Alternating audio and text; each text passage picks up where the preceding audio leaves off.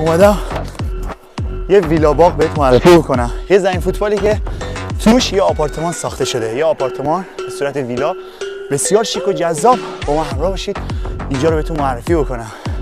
خوراک اینه که با ویلا اینجا گل کوچیک بازی کنید. یه پارکینگ بسیار عالی برای 4 تا ماشین.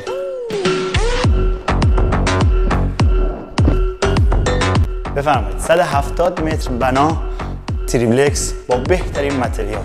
اول بریم بالکنشو ببینیم. من ترجیح میدم ساکت وایسم.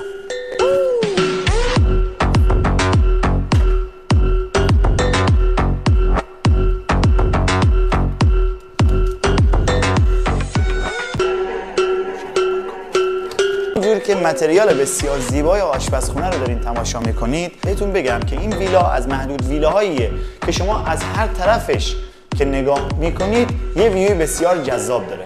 یه اتاق خوابش مستره، ویوی بسیار زیبایی این اتاق خواب رو ببینید و اتاقهای بعدی که با کمد دیواری‌های های کلاس تکمیل شده. همچنین آبگرمکن و پکیج و گاز و هود آشپزخونه کاملا آماده استفاده است این ویلا.